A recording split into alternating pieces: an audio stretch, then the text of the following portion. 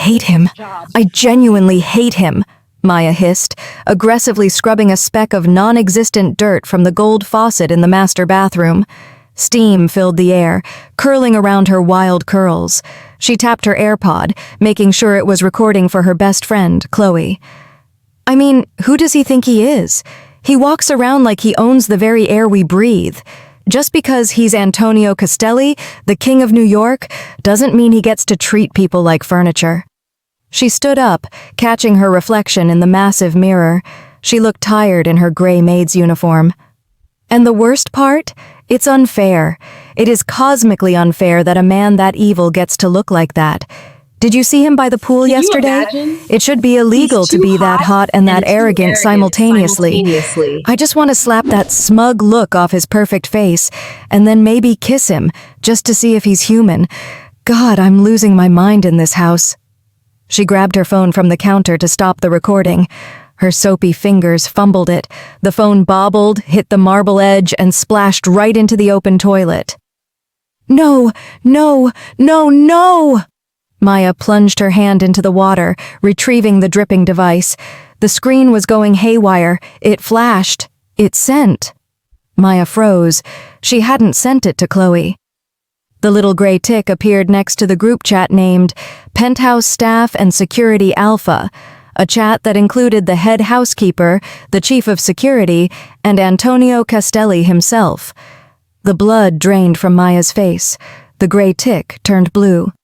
Read by Antonio Castelli. But to understand how I just signed my own death warrant, you have to go back 2 weeks, back to when I decided to ruin my life. I wasn't always Maya the clumsy maid.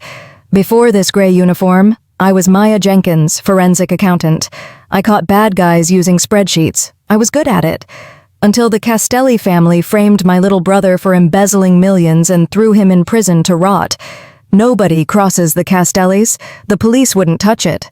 So I had to do it myself. I infiltrated his penthouse. My plan was simple. Be invisible. Be the bumbling, clumsy new girl that nobody pays attention to. "Oh my gosh, I am so sorry," I yelled on my first day, accidentally tripping and dumping a tray of iced tea all over the foyer rug. While the head housekeeper screamed at me, my eyes were scanning the room. I wasn't looking at the mess. I was counting security cameras. I was memorizing the keypad entry to Antonio's private office. Every dropped vase was a distraction. Every tumble was a calculated move to get closer to his private server. I just needed one file, the digital ledger that proved my brother's innocence. I played the part perfectly. I was the idiot maid, and Antonio Castelli? He was just the monster living at the top of the tower, cold, distant, terrifying. I hated him for what he did to my family. I had to hate him, because if I stopped hating him for even a second, I might notice that when he looked at me, he didn't look right through me like everyone else. He looked at me like he was trying to solve a puzzle. Back in the bathroom, the silence was louder than a scream. My wet phone buzzed in my palm. A single notification lit up the cracked screen. It wasn't a fireable offense email from HR. It was a direct message from him. "Antonio Castelli, my study, now, and Miss Jenkins, try not to trip on the way." My heart hammered against my ribs like a trapped bird. He knew. He had heard everything. The arrogant part, and the hot part.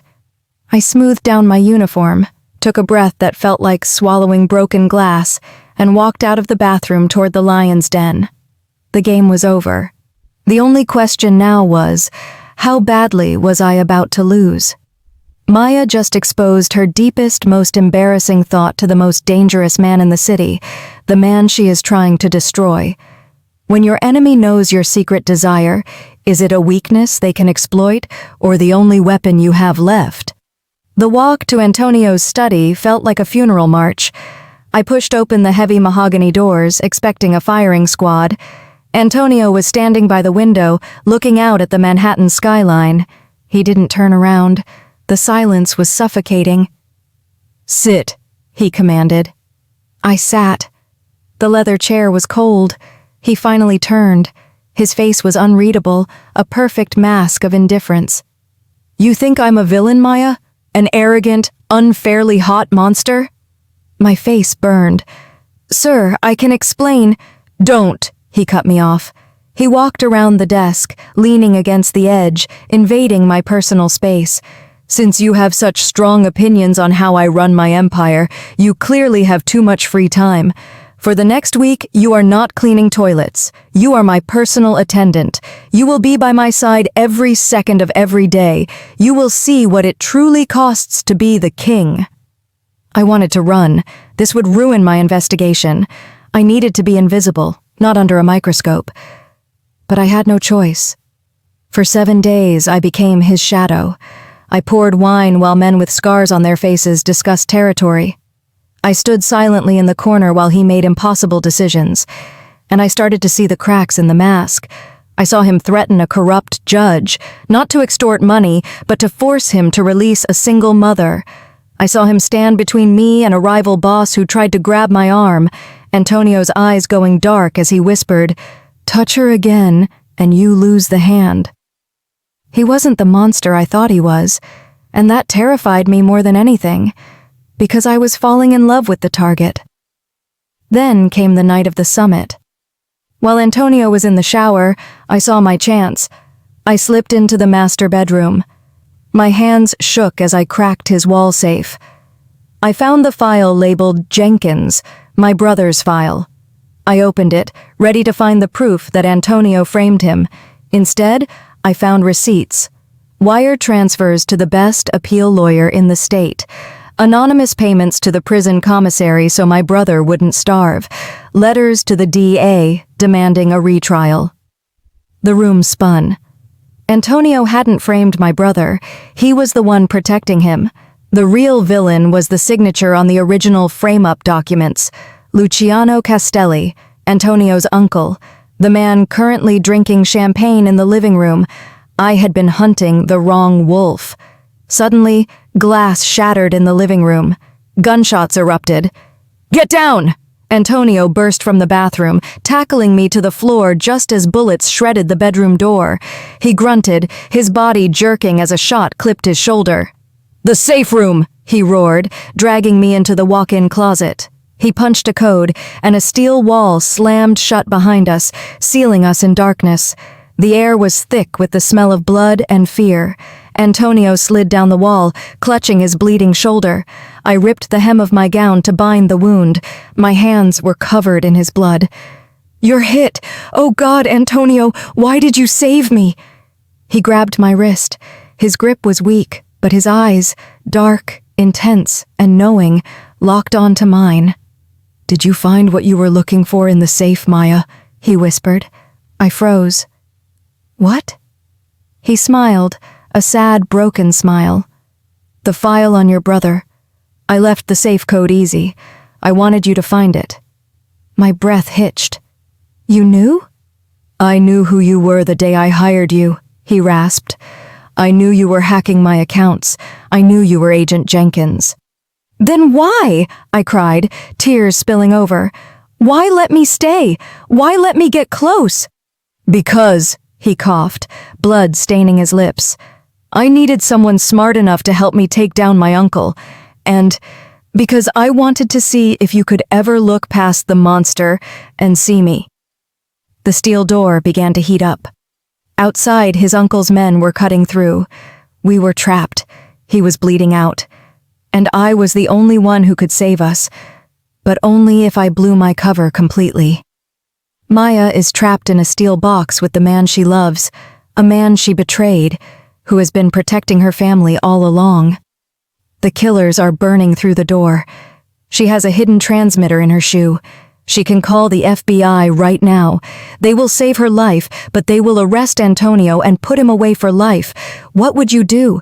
Would you let the love of your life rot in prison to save him from death? Or would you die with him to keep his freedom? Drop your choice in the comments, and don't forget to subscribe, because the ending of this story, nobody sees it coming.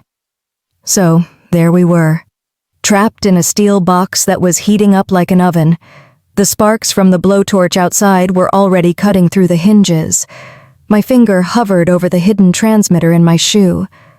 One press, and the FBI storms the building.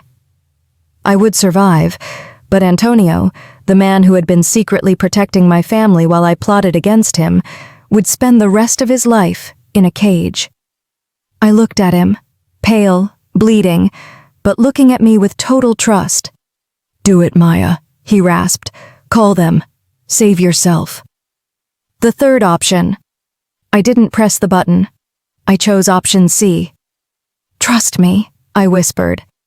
I grabbed Antonio's control tablet and punched in the door release code. The heavy steel door slid open. I fell out onto the carpet, screaming, sobbing, shaking like a leaf. The perfect, terrified, clumsy Maid. "Please!" I shrieked, holding the tablet up. "He's dying! I don't care about your war. Just take the files and let me go." Uncle Luciano stood there, surrounded by armed men. He laughed, a cruel, ugly sound. "Stupid girl." He reached for the tablet. "Smart choice." He took the bait. I hadn't opened the files. I had executed a hard override of the building's safety systems.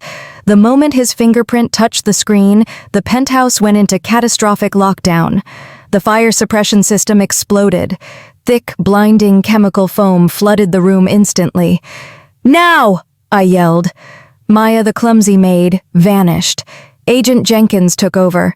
While Luciano's men choked and slipped on the foam, blinded and confused, I didn't drop a tray. I dropped the guard nearest to me with a tactical sweep to the legs. I grabbed Antonio, dragging him into the private elevator just as the steel shutters slammed down, sealing his uncle inside with his own greed. 3 days later, in a safe house on the coast, Antonio was sitting up in bed, his shoulder bandaged. The news on the TV showed his uncle being led away in handcuffs. The anonymous evidence I sent the FBI had done its job. Antonio handed me a flash drive. "Your brother's full exoneration papers. He'll be released tomorrow." He looked out the window, refusing to meet my eyes. "You held up your end of the deal. You're free, Maya. Go." I took the drive. This was it. I could go back to my normal life. Safe. Boring. I walked to the door. Then I stopped. "My brother is going to need a job when he gets out," I said. Antonio turned, confused. "And you?" I walked back to the bed, taking the remote from his hand. "Your financial records are a disaster. You need a chief financial officer who actually knows how to hide assets. And I promise not to drop any more vases." Antonio stared at me, and slowly, that arrogant, devastating grin returned. "I'm very difficult to work for. I've been called a villain." I sat on the edge of the bed and kissed him. "I never said I didn't like villains. I said you were hot and arrogant. I can work with arrogant." We spend so much of our lives wearing masks. We pretend to be weaker than we are to survive, or colder than we are to protect ourselves. But real power isn't about control. Real power is finding the one person you can take the mask off for. So, here is my question for you. Have you ever had to hide who you really are just to survive a difficult situation? And was it worth it? Tell me your story in the comments below. And if you believe in love that breaks all the rules, hit that like button and share this video. Until next time.